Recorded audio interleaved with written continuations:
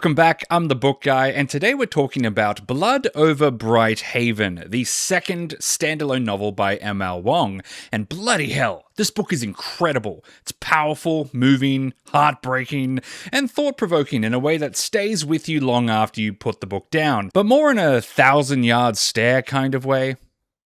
Some quick facts. This book is a very tight 430 pages long, so it's quick, easy to read, and every page counts towards the plot. So it's a very accessible, mainstream book, very popular. It's also dark academia about the first woman to ever earn her place in the Magical Academy, and her lab assistant who used to be a nomadic hunter until his land was cursed by the Blight. The book is also very heavy on themes today, so tackling a multitude of prejudices and taking a confronting look at themes like colonisation. So it's a short novel with incredible depth. One thing I need to make super clear from the start, this is adult fantasy.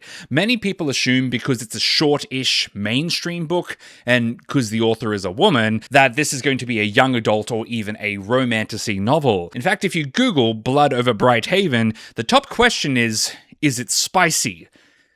I don't want to live on this planet anymore. Now, to be clear, I respect the hell out of young adult romance and smut books, and I will not tolerate slander against any form of literature that gets people reading.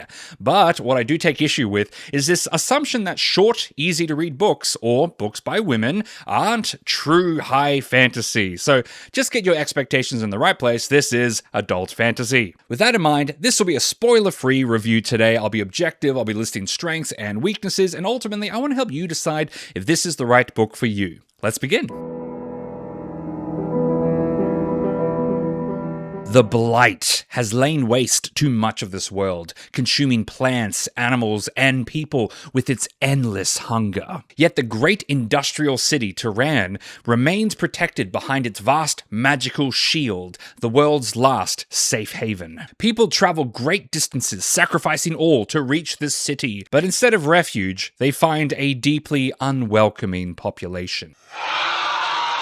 Siona has worked her entire life to push through a big glass ceiling. If she can earn her place in the High Magistracy, it will change the world for women everywhere. But getting into the Magistracy is just the beginning of her problems. Tommel is a lowly janitor, cleaning up after the mages. But Tommel was once a nomadic hunter who had to flee his lands to escape the Blight. Tommel sees this new female mage as the chance for him to finally get some answers. Where did the Blight come from? And why are all the mages of Tehran content to hide behind their shield instead of going and doing something about it? The true secrets of magic are about to be revealed, and it will change the fate of civilizations.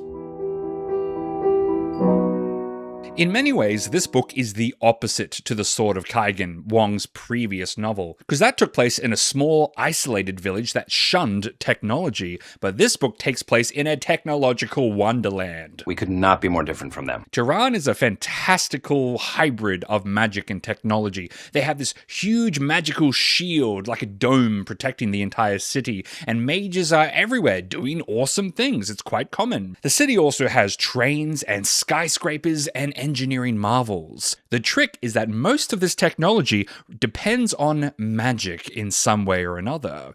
The magic system is all about writing out complex mathematical spells. So a mage draws magic from the other realm. So it's a place like heaven or another dimension, depending on whose opinion you ask. The mage must write out precise coordinates, then their intent, to make the magic do what they want. So it requires some pretty advanced engineering and mathematical abilities to get all the numbers just right. If you want to lift something, you need to know its precise dimensions and then calculate appropriately. Now, the magic and technology are all pretty cool, but the world building is really focused on culture. You see, the city of Tehran is very much a hierarchy. The mages are on top, citizens are second, female citizens are third. Yes, there is a distinction. But at the very bottom is all the people who came from outside of the city. Anyone who escaped the Blight by coming to Tehran is considered, well, a nuisance and a pest. They're the lowest of the low. And yet, there is a somewhat defensible reason for this. You see, Tehran has very limited resources. They have to exist inside this shield, so there's not much space for people or for growing food. Plus, Tehran was the only place that could actually make a shield. Like, they earned their safety and no one else did, right? Either way, there is a lot of tension in the city from multiple sides. This haven might just erupt. I've read 2 of Wang's books so far, and both have some top-tier character writing. This is her real strength as an author, and it's where most of her stories put the focus. But I have to warn you, this particular story has a protagonist who is very unreliable. What about self-awareness? What does that mean? Siona is the first female mage, so obviously that means she is very smart and hardworking and determined. Think of her like a straight-A student who does nothing but study. Yet despite her incredible intelligence, she has some massive gaps in her knowledge and knows nothing about life outside of her books. You know nothing. You gotta understand, Siona is not a reliable point of view character. She's very biased and very unaware of her own biases. She's also convinced that she's some sort of savior for all womankind. Your savior is here! She spent her whole life working hard and being pushed down, so it's hard for her to recognize the other areas of her life where she's actually been quite fortunate. I just think she's a brilliant character. I mean, there were definitely times where I found her to be so frustrating,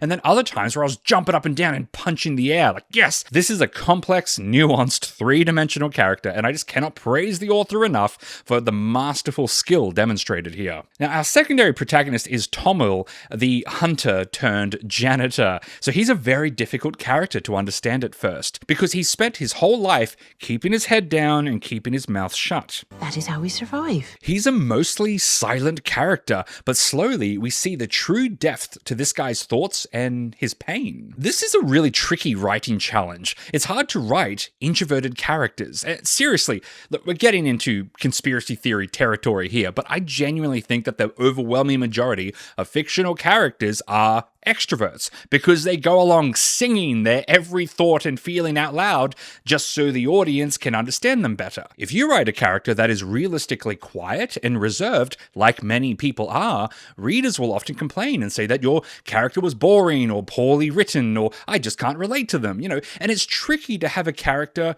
who is quiet that the reader can still understand. But that's exactly what this book does. Tommel is a quiet character, but we fully understand the deep, burning rage he feels inside at all times, the guilt he feels for being a survivor of the Blight, and his genuine curiosity for magic and learning. Tommel hides his intelligence, just like he hides everything else about him. In many ways, he's the protagonist I connected with the most. Now, Siona and Tommel do get the hard majority of the stories focused on their characterization, but there is a small cast of supporting characters, and all of them are surprisingly well thought out. Like, none of these characters are just wasted space. Siona has her cousin and her aunt, Tommel has his niece, and there are a few other teachers and rivals within the university, but all of them got some development. And I honestly wish more authors could make use of their side characters this brilliantly. By having people from all walks of life represented in the story, we see how the wider conflict affects us all. So what actually happens in this book? Well, a lot of things, considering how short it is. Let's keep it spoiler-free. Our first major plot is dark academia. So Siona has her big project that she has to work on, which requires research into new magic techniques and secrets of the past. Now, there's a lot riding on this. If Siona fails in this project, people will say it's because she's a woman, and they will never invite another woman into the magistry. No pressure or anything. This plotline was also fascinating because there's a lot of exploring a very clever magic system and uncovering forgotten history. Plus, there's this real ticking clock on the wall because they have to figure it all out soon. And of course, the big surprises are pretty amazing. The second plotline is city tension. So Tehran is experiencing major civil unrest. Their population is the highest it's ever been, and people are blaming those who came from outside. There are calls for more extreme measures to be taken. Meanwhile, others are sick of being pushed around. This whole place is a powder keg. Now, I love a good city tension plot line. Discworld does it a few times in the City Watch books, and the Hunger Games and Powder Mage do it too. But what's different here is that we see just how dark and messy it gets. In a word, it's ugly. City tension can bring out the worst in everyone, and normal, everyday citizens are suddenly becoming bloodthirsty savages. It's unflattering, yeah, but very realistic. And I appreciate how well this was done. It's clear that the author has actually researched and understood how these things have happened in history, and how multiple factors all contribute, and how things escalate, and then one event can make it all blow up. It was very smart. Now, third plot line, I want to call it interpersonal drama, but that does not sound very cool, I know. I try to make these plot lines sound intriguing, but I don't want to call it relationship tension, because people are already so determined to see this as a romance novel, and it's really not. Essentially, Sayona and Tommel have a different relationship with each other and relationships with all the people around them. And this is where we see the conflict of different points of view, where everyone has an opinion on how the city should be doing things. Pretty judgy. The particular tension between Sayona and Tommel was just fascinating, because sometimes they work together like a dream team, and other times there is true conflict. Yes, there is some romantic tension, but there's also the tension of boss and employee, or student and teacher,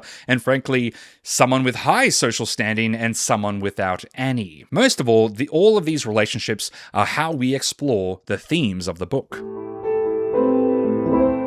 Damn, this is a heavy book. The big, weighty concept behind this story is that we have one big, powerful city with all of the advantages and the safety versus everywhere else where people die from the Blight. Now, in preparing for this video, I read through quite a few blogs, reviews, and Reddit pages discussing this book where people were debating, what's the metaphor here?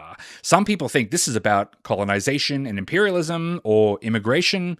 Others think it's about consumerism, where overseas countries use sweatshops to make Western products and then we ship our rubbish back for their landfills. One theory I saw said it was about AI and that data centers exploit small towns for the profit of big business. So which of these many theories is true? All of them at once, I suppose. Yeah, that's the beauty of the themes here. They're very open to interpretation with many possible meanings. Now, I love themes in books, as you can probably tell, but when I'm reviewing a book, I actually don't care whether it's a theme I agree with or disagree with. The two things that are important is, one, are the themes smoothly incorporated into the story? And two, do the themes tell you what you must believe? And I applaud this book for handling both of those 2 points so well. So the themes are essential to the plot, to the characters, and to the world building. Every part of the book has deeper meaning intrinsically woven into it. And second, the book never tells you what to believe. It's much like Brandon Sanderson says, the purpose of a storyteller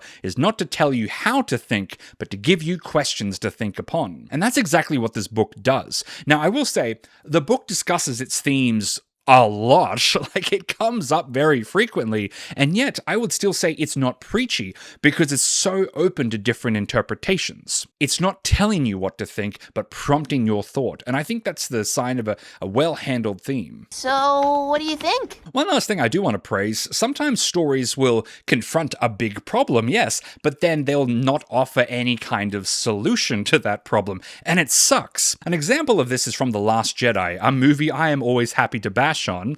It says, oh look, both sides are buying weapons from arm dealers and helping war profiteers get rich, and then never mentions it again and then never offers a solution. It ends up feeling quite shallow. To be clear, I did like the scene and I like the theme very much too, but I don't like that it didn't lead to a point. A theme without a point, it's like a murder mystery where you never find the murderer. This book presents this problem, but then also suggests multiple solutions. Mostly that everyone shares responsibility for a problem even if they didn't cause it. And no one is free until everyone is free. And if the system is broken, tear it all down. Wipe the slate clean. Again, I thought these were suggested solutions to get us thinking rather than pushing one hard definitive answer upon us, so I thought it was very well done. So this book is just all about race, and gender, so plenty of representation there. We have a woman trying to break through the glass ceiling, and a janitor who is overlooked because of his race. I also love that the book showed these groups turning on each other rather than their oppressor. And we saw a woman who only cares about her own rights but not really anyone else's, suggesting that feminism only works if it's truly intersectional, so I thought it was very well done. There is some LGBT, so the main character Siona is asexual. She's entirely focused on her studies, does not pursue any romantic and sexual relationships, and is quite happy about it. There is a lot of depictions of mental health, grief, trauma, survivor's guilt, and suicidal ideation. Which leads us to content warning. The content warning is pretty medium in this book. There is some graphic body horror from the Blight, which is quite gory and properly scary. The rest of the content warning is really about mature themes, so discussions around prejudice, colonization, sexual assault, and that type of thing. There is also some gun violence and police brutality too. Finally, is the ending worth it? And yes, I think so. It's a very heavy ending and perhaps quite bittersweet, but the book is good all the way through and worth sticking with it till the end. So that's all I had to say, so good luck and happy reading. If you want to support my work, please check out my own books, The Immortal Investigations, with my latest book coming out this September. This is an urban fantasy series with monsters, magic, and mystery. You can also check out my online shop and my Patreon if you want to show some thanks. I'll be back again very soon with another book review. Until then, I hope you enjoy a good book. Bye.